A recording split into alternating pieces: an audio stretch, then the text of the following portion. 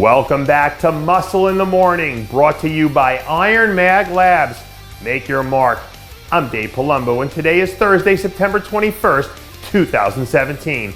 And let's find out what's going on in the world of bodybuilding and fitness. They say that sports don't build character, they reveal it. And I'm not exactly sure what character Fouad Abiad is playing these days, but I do know that it's looking mighty dangerous. Over the last few weeks, a handful of update photos have begun to circulate that show a nutty-looking 290-pound Abiad sporting what's probably the best off-season conditioning we've seen from him in quite some time. Despite having to battle his way through some injuries in recent months, at the moment, Abiad doesn't look to be any worse for the wear. So if he can just manage to stay healthy and stick to the program, it's a very real possibility we could have a big Haas sighting in the winner's circle at some point next season. As of where it stands right now, in this very moment, it's hard to imagine the classic physique division being able to get any more competitive at the top. So I guess it's a good thing that second-year man Tino is out there training like a man possessed, now isn't it? After putting together a couple of solid efforts at the Fit World and Toronto Pro shows, Harris and his team decided to shut it down early for the season to focus on adding some quality size. The latest word coming out of the Harris camp is that so far all systems are a go, and the plan to come out and take the early season by storm is right on track. As far as the raw materials are concerned, Harris definitely has the potential to be a solid pro for a really long time. So once he adds enough muscle to bring him up to par with the bigger guys in the division, I think we'll see this guy start to hold his own in some pretty impressive lineups.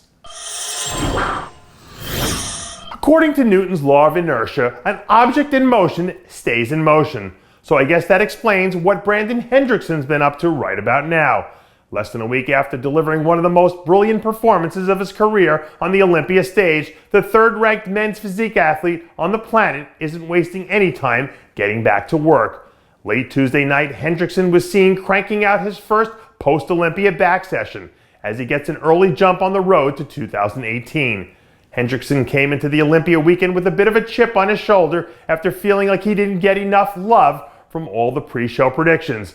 But now that he's got everyone in the division singing his praises, we'll see if he can still get out there and train like a man with something to prove. Apparently, no days off is going to be the theme for 2018 for the men's physique division athletes. Earlier in the week, George Brown was spotted getting in his first post-Olympia action by way of a light chest workout as he starts to lay down the foundation for his 2018 campaign. Even though he may not have landed quite where he wanted in the placings, the level of conditioning and detail that Brown brought to the Olympia stage could have arguably been his best overall look to date. And if there's one thing we've seen about George Brown over the years, it's that once this guy feels like he's been overlooked, you can all but guarantee that next time around he's going to come out and be undeniable. Sometimes a little R&R can do a body and mind a world of good. But when you combine that R&R with about 30,000 calories in 48 hours, you get a body that ends up looking a whole lot like a supercharged version of Josh Lenartowicz. Fresh off his emotional 9th place finish early Wednesday, a round of new updates began to circulate from inside the Lenartowicz camp that show the Aussie big man looking like he's been taking full advantage of his post-show rebound.